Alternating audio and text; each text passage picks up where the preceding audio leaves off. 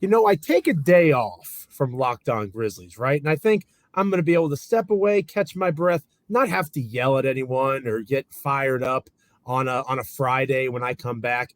And then what does Adam Silver have to do? He needs to go out there and remind us all, for better or worse, he sure as heck is not David Stern. And right now, David Stern is rolling over his grave, looking down, looking up, whatever direction you believe David Stern might be right now.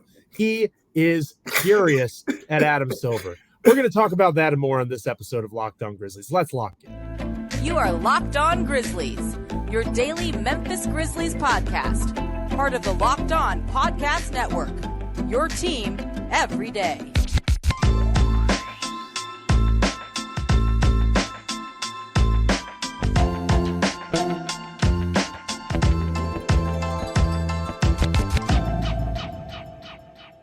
No, you're not dead. You're not in heaven. You're not in hell. You're here with us at Locked On Grizzlies. Although I like to think we have a little slice of heaven in our little portion of the internet. I am Joe Mullinax, one of your hosts of Locked On Grizzlies, joined by my co-host, Damichael of the Commercial Appeal there in Memphis, Tennessee. He's the Grizzlies beat writer for that publication. I, of course, of Bluff City Media, as well as SB Nation, a contributor there. Thank you so much for choosing to make us a part of your Friday podcast experience. We are free and available wherever you get your podcasts as proud members of the Locked On Podcast Network, your team each and every day. Check us out on YouTube, like, comment, rate, review, subscribe, all those fun things. This episode of Locked On Grizzlies is brought to you by Birddogs, Damichael's favorite. Go to birddogs.com/LockedOnNBA. And when you enter the promo code LockedOnNBA, they'll throw in a free custom Birddogs Yeti style tumbler with every order. Damichael, you did a great job with Howard Beck. Shout out to you. What up, Beck? A really good show. I enjoyed it. And, I was really excited to just kind of have fun on a Friday. For those of you that are watching on YouTube, right? We've got our rundown there. It's the end of my school year here in Virginia. I'm a teacher and a football coach in Virginia. For those of you that didn't know, I've won the teacher superlative for most likely to have a podcast, which is a little too on the nose. There's some inside. That was an inside job. Somebody knew something up in Deep Run High School. But anyway, and then I see Adam Silver on television once again before the NBA Finals, and he is running his mouth about the Ja Morant suspension. Now, in fairness, and we'll talk a little bit about this, I'm sure, it actually, if you listen to the content of what he said, it's good stuff. Made it sound good for Ja Morant for a variety of reasons, right? Good things. I know Anthony Sane has talked about the idea of it not being just a punishment, trying to help Ja. I know you've talked about that a little bit as well, Damichael. As an educator in my day job, I see that making a lot of sense. So I'm not mad at the content of what he says. I'm mad at saying we're not going to talk about Ja's suspension and then literally doing it every time he's on television. And then Matt Moore, friend of mine for a long time here at HP Basketball, Action Network, all sorts of great stuff. He literally has a grizzly bear as his avatar on Twitter. Matt says when a broadcast partner asks you a question, you have to answer it. Matt knows more about basketball media than I ever will. So I'll tip my cap. I don't fully agree with that, but Matt would be in a better position to know if that is indeed true. Then I'm working this morning and I check Twitter as I do. I go to Damichael C on Twitter as I do literally every morning. That's not hyperbole. It's true, to see what Damichael's written for the day. And I see Damichael's article about Adam Silver's appearance on the Dan Patrick Show. Now, last I checked, Damichael, the Dan Patrick Show was not affiliated with the NBA Finals. It's not. ABC, it's not. Disney Plus, Hulu, Turner has live Sports. sports. No, none of that. None of those things. None of those things. And there's Adam Silver running his mouth about Ja Morant's suspension. Again, the content of what's being said, I don't have an issue.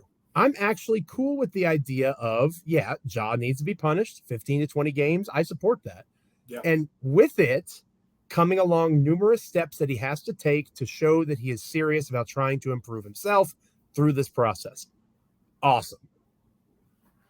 What I have an issue with is the continued distraction. If I were the Denver Nuggets or if I were the Miami Heat, Nikola Jokic is putting on a finals performance for the ages, literally historic stuff. And we're talking about Ja Morant, obviously Locked On Grizzlies, we're talking about Ja Morant, but why on national television, on a national radio show, is that the conversation? You right after he said this wasn't going to be the case. Right. He's doing the opposite of what he said he was going to do. And that is where Adam Silver is not David Stern. Because David Stern, for all his transgressions, and he had several, we would need a 3-hour episode of Locked On Grizzlies to talk about the bad things that David Stern did. He was a disciplinarian, and sorry to use harsh letters, you didn't F around in David Stern's NBA, right? Like that was not something that happened. Not allowed. This kind of stuff didn't occur. And when it did, if it did, there were serious consequences. Now, you can talk about Michael Jordan's gambling and all the conspiracy theories, all that sort of stuff. But by and large, David Stern was known as the Iron Fist, right? Adam Silver's not that. And I think that this situation, not because of the content, again, this is a good example of him not being David Stern in terms of what it sounds like might be coming down the pike for Ja in terms of his discipline, an actual learning experience. But he is doing the exact opposite of what he said he was going to do, and that is where the Stern difference is. Stern would have been more stern, pun intended, saying, okay, we're not talking about this till after the finals, and it wouldn't have been brought up again. Here's Adam Silver having very poor PR people in place or just making poor choices. Either make the announcement or don't, but stop dragging it along like this, because you say you don't want it to be a distraction, and yet here we are. Yeah, and it's definitely become that. And you know who's upset probably more than anybody? It's the Players Union. Oh, because this was the conversation, right? When people learned that Adam Silver, because in one of his other earlier press runs, he said that the Players Union was kind of having conversations with him about the fact that a Ja Morant decision shouldn't come until after the NBA Finals. So he kind of wanted to hold off on that. Well, now we've seen him speak on NBA TV with Shaq and the crew. We've seen him speak ahead of Game 1.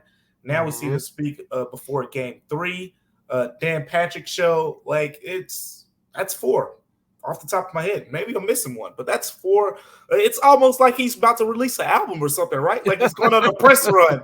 Like he's on doing a press junket. He's in New York City and he's in LA and he's going all over the place, all the biggest radio shows in the country. Like Adam Silver and Drake, they're about to go on tour together. He's about to go on tour, right? But it's like, okay, I get, bringing the attention to the game. This finals, there was, some concern, as he kind of alluded to in the same interview with David Patrick. There was a little bit of concern there about the viewership numbers potentially going down. I think he said 25% because, Heat, Nuggets, and all that whole conversation. Well, it does make sense for the NBA commissioner to speak, more and more about the series, more and more about the game of basketball to kind of bring more eyes to the game. I get it from that perspective, but I mean, how many more times are we going to do this? And it's not just one question. I mean, he talked on the Dan Patrick show probably about 8 minutes about Ja Morant, and I get it. They're going to ask you about Ja, and even someone in the league office that I talked to about this, he even gets briefed on these things. This is something that the communication staff, with NBA, not David Stern, Adam Silver, they go through this stuff. And they know the Ja Morant questions will come and how to answer them, how to respond. So this is something he's kind of briefed on. So I don't think he's saying anything that he doesn't mean to say. But these kind of what he's hinting at, everything that he's saying is just kind of creating more and more conversation. It'd be different, Joe, if he was saying the same thing every time. We're reviewing it and we'll let you know after that. We're reviewing it and we'll find, just in different ways. But each time, whether it was him saying, the Players Union is not directly involved, in the decision, or it was him giving the timeline saying, it's going to happen after, the NBA Finals, or in the most recent one where he revealed probably the most information yet in terms of, we don't want to just, bring the hammer down on John, paraphrasing, but it sounds like Right. he wants to do more of a program, do more of something that's less about just beating him down and more about, helping him. As he said, John needs the players' union's help. He needs the Grizzlies' help. He needs the people around him help. He's looking at it from that perspective. So all in all, again, as you alluded to earlier, I think the interview and what he said was really good. But if you want to hover on the fact that before game one, he said that he didn't want this to be a distraction. Oh, that's failed. Everyone's talking about it, and they're talking about it pretty much every day. Yeah, he just needs to stop talking about it, or just announce it. One of the two. Just go ahead and throw it out there, right? Go ahead and put it out there. What the plan is, bing, bang, boom. The Grizzlies aren't going to have Ja Morant for 20 games. As part of that 20 games, he has to do A, B, C, and D. If he doesn't complete those 4 things by the time the 20th game suspension, he will not be able to return. If he does them in a timely manner, maybe he can get it reduced to 15. Something like that would make total sense. Right. And you have somebody that's in charge of the suspension and monitoring it. There's all sorts of different ways that this could go. And it sounds like that's the way, something like that is the way he's leaning. Cool. Good for you, Adam Silver. David Stern never would have done that in a million years. So kudos, tip of the cap, pat on the back, your way. Just keep your mouth shut until you actually announce that. Stop talking about it because it's a distraction. You're doing the exact thing you said you weren't going to do. So Adam Silver, I know you listen to Locked On Grizzlies. You're an everydayer. I know it in my heart. I believe it firmly. Adam, it's your boy Joe. Stop talking about the Memphis Grizzlies. You and Kendrick Perkins go do a spot on ESPN where you don't say a word about the Memphis Grizzlies. Talk about Nikola Jokic and how he might be the best center of all time. Talk about Jamal Murray and how he's having one of the best runs as a second star in the history of the NBA playoffs. Go talk about there's lots to talk about. The Denver Nuggets are super fun. You know who else is super fun? The Miami Heat. The ratings thing that Damichael was talking about hasn't really manifested. No. The ratings are fine. Go pop a bottle of bubbly and shut the heck up. In the nice way. No, not in the nice way. For me, Damichael's the nice one. This episode of Locked On Grizzlies is brought to you by the good folks at Birddogs. And I know, Damichael, you love Birddogs. We talked before the show if you wanted to do this read. And I had to fight you for it, basically. That's how much Damichael and I love Birddogs. They make you look good. Birddog shorts do exactly the same thing as Lululemon, but they fit way better. They fit me really nicely. They fit Damichael really nicely. We've compared our Birddogs, and they're impressive on both fronts. I can't speak for Damichael looking at me. I know they're impressive, and I know Damichael's are as well. You could obviously take advantage of the free gift tumbler. It's wonderful. You could go play a round of golf. You could go swimming. You could do all sorts of fun things. So go to birddogs.com/LockedOnNBA and enter the promo code LockedOnNBA for a free Yeti-style tumbler with your order. Do you like your drinks nice and cold, nice and hot? Who doesn't? You get one for free while also getting some Birddogs coming your way. That's birddogs.com/LockedOnNBA for a free Yeti-style tumbler. You won't want to take your Birddogs off. We promise you. Damichael and I don't. I can assure you of that. We're going to look to summer and all the kids around the country that are starting to get into their summer vacations next here on Locked On Grizzlies. Welcome back to Locked On Grizzlies. I am one of your hosts, Joe Mullinax, joined by my co-host, Damichael Cole of the Commercial Appeal there in Memphis, Tennessee. I, of course, of Bluff City Media. Between Damichael and I, plenty of Grizzlies experience, plenty of Grizzlies content knowledge. You've come to the right place if you're looking for NBA and Memphis Grizzlies conversation and banter that will both make you slightly uncomfortable, like the Birddogs ad did a moment ago, and also enlighten your mind. So welcome. And if you're an everydayer, we appreciate you being with us each and every day. As I mentioned earlier in the show, I am a teacher by trade, and it is the end of the school year here in Virginia, where I reside. And obviously other places like Memphis and southern states have been out of school for a week or two, roughly. It's the end of the school year. It's the start of summer. Kids are excited. They're going to the pool. They don't have to go to school anymore.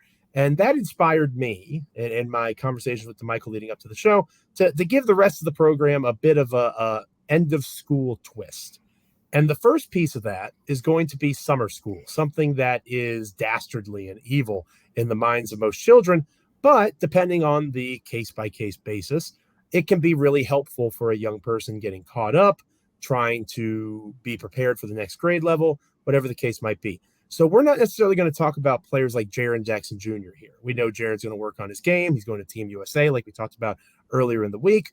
This is more so the young guys, the younger players.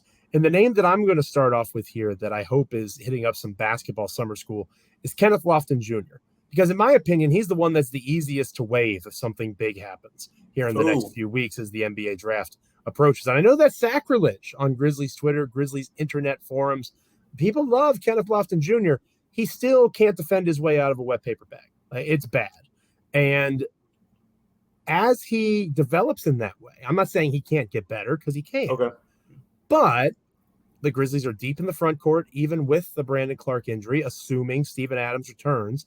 And if he doesn't show a capacity, and he may not even get the opportunity to show it, depending on how the offseason goes, if he doesn't show that step-by-step progress through Summer League, that he is in a position where he can be better as a defender, all the rebounding and scoring in the world is not going to do any good if he is a sieve on the defensive end. So I'm hopeful that Kenneth Lofton Jr. is going to defense school over the summer. What say you, partner?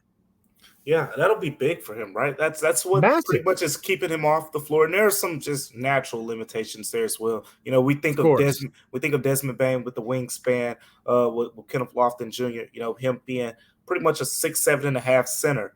You know, there's just certain things, you know, he has to depend more on his lower center gravity as opposed to other guys, you know, like Steven Adams, who can just put his head in the air and say, move out of the way, little guy, and things like that. But you could probably guess which guy I'm going to start with, and that's Santi. You know, I've talked a lot about him recently because I offensively, I really think highly of this guy. I think Santi Aldama, once he just gets a feel offensively, more of just a better feel and just a comfort level being in the NBA, and then he just gets stronger. He can be a really good scorer in this league with the shooting that he provides, with his ability to finish against mismatches in certain situations and things like that when he's put in the right positioning. I think all of that it describes pretty much what he needs to work on this summer. The strength part, I think, will really help him on the defensive end. We've seen he has the ability to change shots, just not enough because guys are going straight into his chest, and he's the one being pushed back.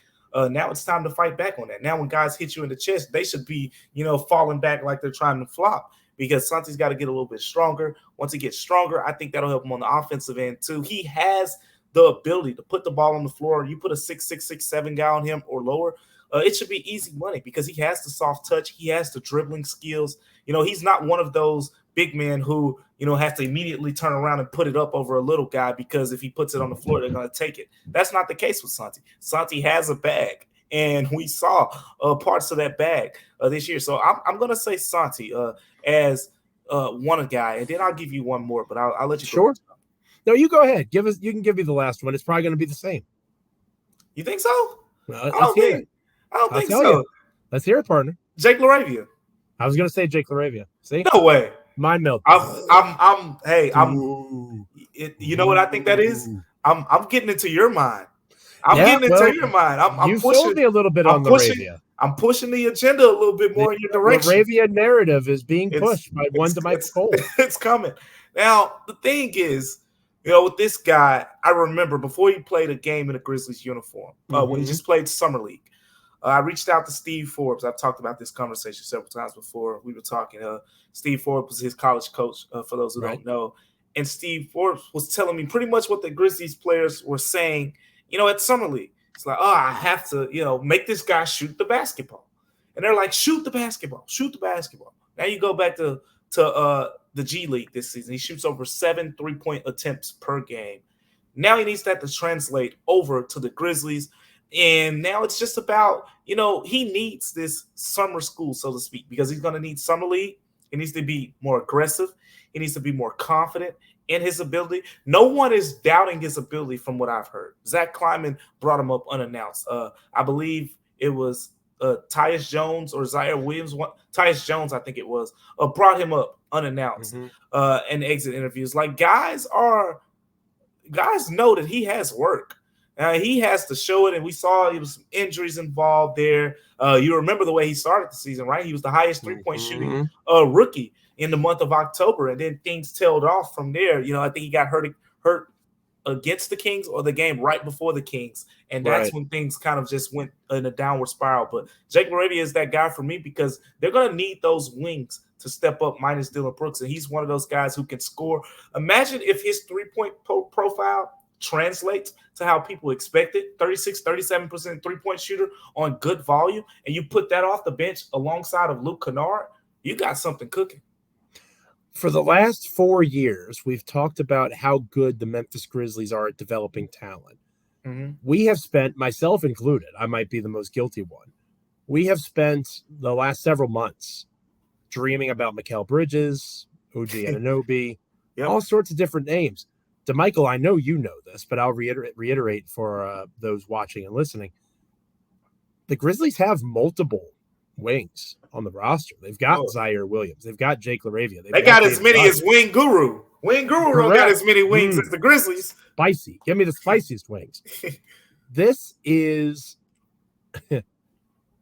one of those three, ideally, would be the replacement for Dillon. And to me, in terms of talent, in terms of what the team needs, LaRavia theoretically makes a heck of a lot of sense. Now, theory and reality are two very different things, and we have a long process to go. And it also would go against what Zach Kleiman has said publicly, right? Like, do we really need to triple down on youth? I do think a veteran move is coming, but Occam's razor suggests the easiest thing is the thing that's going to happen. And the easiest thing, in my opinion, would be for Memphis to just kind of stand pat, and just kind of see if one of these guys that's already on the roster would develop and be what they need to be. Maybe that's something that if the second team doesn't manifest in a trade, if the trade doesn't make sense, like we've heard Zach Kleiman talk about before, maybe that's where we wind up. And it's Jake LaRavia starting next to not Ja Morant, Desmond Bane, Luke Kennard, Jaren Jackson Jr., and Steven Adams come opening night. Because as we mentioned, safe to say something's going to happen to Joss discipline-wise. The question is what? And I'm sure Adam Silver will talk about how he's not going to tell us before Game 4 of the NBA Finals at some point. But anyway, we're going to end this episode of Locked On Grizzlies, again, keeping with the end of the school year theme. Memphis superlatives. I like superlatives. I think they're fun. We're going to liven it up a little bit here on Locked On Grizzlies. But first, this episode of Locked On Grizzlies is brought to you by FanDuel Sportsbook, the official sportsbook partner of Locked On. Make sure you're going to FanDuel and making a fast break there during these NBA playoffs. Right now, new customers can get a no-sweat first bet up to $2,500. Woo, that is $2,500 back in bonus bets if your first bet does not win. I got to tell you, I love watching the Denver Nuggets play. If I was in this boat, I would put a big old bet on the Denver Nuggets winning Game 4. And the beautiful thing about it is, again, it's a no-sweat first bet. You get up to $2,500 right back in bonus bets if your first one doesn't hit. There's great promotions like that each and every day with safe and secure app resources, and you can get paid instantly. There's no better place to bet the playoff action than America's #1 sportsbook. Visit FanDuel.com/lockedon and get a no-sweat first bet up to $2,500. That's FanDuel.com/lockedon. FanDuel, an official sports betting partner of the NBA. Most likely to be a professional wrestler? Which Memphis Grizzly is that? We'll talk about that next here on Locked On Grizzlies. Welcome back to Locked On Grizzlies, finishing up this Friday edition of the podcast. I am your co-host, Joe Mullinax, joined by the wonderful, the handsome, the white T-shirt, if you're watching on YouTube, Damichael Cole of the Commercial Appeal there in Memphis, Tennessee. He is the Grizzlies beat writer for that publication. I am head of Grizzlies content over at Bluff City Media, at least for now. I'm told we're hiring somebody at some point, fingers crossed. The community mock draft just shot all the energy out of me, Damichael. And we'll talk about the rest of my mock draft next week here on Locked On Grizzlies. But first, to end this episode, I think I mentioned it earlier in the show. Let's do it. I have some fun. As a staff member at the high school that I work at, I was voted most likely to host a podcast in our staff superlatives. Now, I don't go around bragging. How do they know, Joe? Be honest. How do they know? How do they know? If people Google me, like I'm a football coach, and I'm a teacher. But Damichael, I'm not saying that you need to do this, and maybe our listeners can and tell us what they find in the comments. The first thing that comes up is Memphis Grizzlies stuff. And people are like, is this the same dude? Because he lives in Virginia and they don't know the whole story. And so safe and it comes out eventually. It's not like I hide it. It's my hobby. I literally coach football and teach. And my one hobby is hanging out with Damichael and writing about the Memphis Grizzlies. That's what I do. I have no friends, and that's, Damichael's my friend, I hope. Yeah, I'm your friend. You know it. Oh, God. Did you feel my desperation through the screen? Oh my God. That would have been brutal. That would have been brutal. God. Turn the episode off. I'm so glad. Ooh, I was very vulnerable just now. That's the most vulnerable a Locked On podcast host has been. Before this goes completely off the rails, I like the idea of superlatives, and I thought that we could bring that to our final segment today. So here's my superlative that I thought of. It was Desmond Bane, and it was most likely to be a professional wrestler. Now, I don't think of this for Bane in terms of his personality. He's actually pretty laid back. I don't know that I could see a stone cold Desmond Bane kind of thing coming from him. It's more about the largest arms in the world, brother, right? Like Hulk Hogan, the 24-inch pythons. He's got the guns. I think his finisher would be a suplex. I can see him doing the suplex. Maybe like a buckshot lariat, like Hangman Page from AEW. I watch a lot of that. That's my other hobby is pro wrestling, but I digress. Something along those lines. What those arms, they may not be very long, but they're pretty stout in terms of their strength and size and width. So I think Bane would be most likely to be a professional wrestler if I had to pick a superlative. What about you, Damichael? Man, I got a couple of these, but I like it. Yeah, I'll start off with we'll take it back to the high school. The class clown. Yeah, class clown, and we'll do the team clown, clown of the Memphis Grizzlies.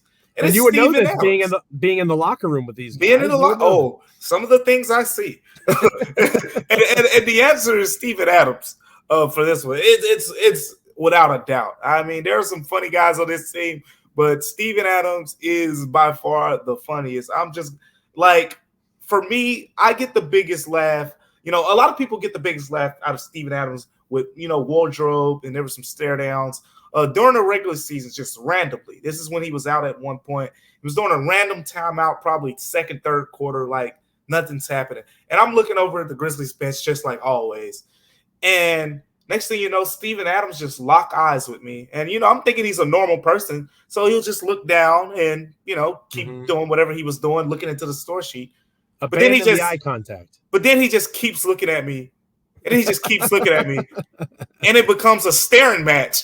Oh, and I'm like, I start laughing because it's a joke to me. And he's still looking at me like, I don't see anything funny. And now I'm like, all right, Steven, like, what did you read? What did I do? Like, but then there's the more laid back version inside the locker room, right? You would not believe that this guy, I've heard this guy in the locker room singing Chris Brown songs. I mean, the versatility to country, to Chris Brown, to Chief Keef. I mean, he was singing the Chris Brown song, Under the Influence. It's the song where he goes like, Rubber Tussin', I know why it got me feeling lazy, right? Like, he was singing it out. And like Ja Morant's like, sing, Steve-O. And like, everyone's just laughing. And then there's another day he comes in, he sings Chief Keef, which is like more like the rap, like younger guys. Like Steven Adams, he's like, it's funny because you wouldn't imagine, him being this guy if you didn't know he was. But if you know he is, it's no surprise. So team clown, 100% Steven Adams.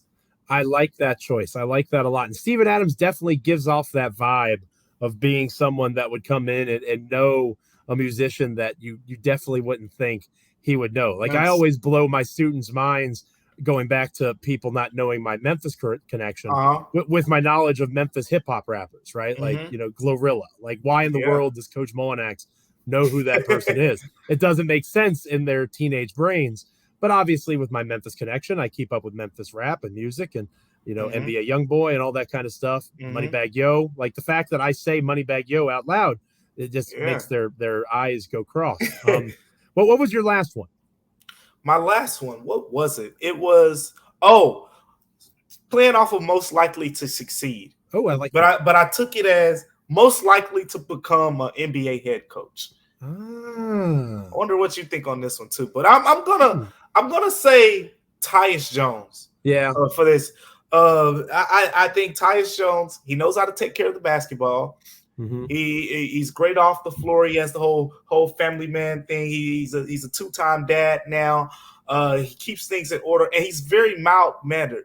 He can handle the scrutiny that comes. You know, a lot of the Grizzlies players, as we've seen, you know, some of them don't take scrutiny very well from time to time. But Tyus Jones, there were so many times during this season after big losses, you knew you could just walk up to Tyus and say, "Hey, Tyus, just talk to me about a couple things." He's great with that. He's great from a social perspective. You think about a guy like Monty Williams.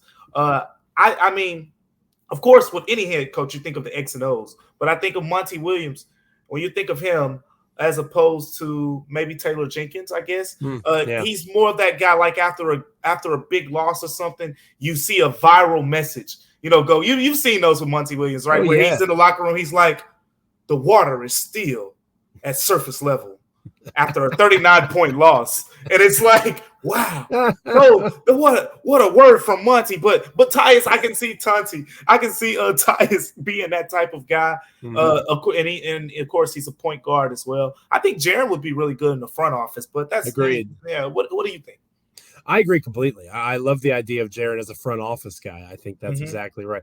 And I do think that the coaching one, point guards make a lot of sense in that role because they're already kind of that guy on the floor, right? That was the easy way out, right? Yeah, well, I think that's a good choice, though, for this team because – and that's something that, we talk a lot about trading Tyus to get the wing starter. And, again, I'm the most guilty of that, perhaps. They're going to miss that, right? Like, that is going to be something they miss. And how much that matters will be interesting to watch play out if and when Tyus does get traded, because of his ability to make the right decision with the basketball. It is Jokic-esque in terms of he doesn't have the skill that Jokic does, but in terms of making the right reads, that's what I'm referencing, that particular aspect. You don't he's led the league in assist-to-turnover ratio. Yeah. Right, and that's the evidence that backs up, because people are going to hear that and be like, what do you mean he's the standard? And that particular thing, making the right play, when Tyus Jones turns the basketball over, it stands out. It blows your mind that it occurred. So that is what I mean. I think he'd be a great coach in that way, helping a young team be able to see the floor, understand defensive coverage, making the right decision. How he communicates that, you would be a better person to talk to since you've had those conversations. But it sounds like we're on the same page. I'm with you on Tyus as a future head coach. Hopefully you guys had some fun. Maybe leave your Memphis superlatives in the comments. Maybe we can touch on them on Monday's episode if we agree or disagree with whatever ideas you may have. And shout out to me being the most likely to host a podcast. Right on the nose. I nailed it. Thank you so much for joining us on this episode of Locked On Grizzlies. Free and available wherever you get your podcasts. Check us out on YouTube. Like, comment, rate, review, subscribe. All those fun things. The next time we're together will be on Monday's episode. We probably should check in on the NBA Finals, see how things are going between the Nuggets and the Heat. And Damichael, I don't know if you know this or not, but the NBA draft is like 2 weeks away-ish. So we probably need to start doing some player profile kind of thing. It's about that time, right? It's about that time. Time to start diving in at 25. I saw a tweet from you yesterday, and I think we got a prospect in mind that we both like, but we'll get there. We'll get there. Sounds like a good idea for Monday's episode. So hope you'll be there with us talking with Damichael and I as we take a look at what is ahead for the Memphis Grizzlies in the NBA draft. And again, check in on the NBA Finals, see how the Nuggets and the Heat are doing. For the wonderful Damichael Cole, I am Joe Mullinax. I hope you have a safe and fun-filled weekend, and that you'll be right back here with us on Monday for another episode of Locked On Grizzlies, free and available wherever you get your podcasts. Check us out on YouTube. Like, comment, rate, review, subscribe. Until next time, stay locked in.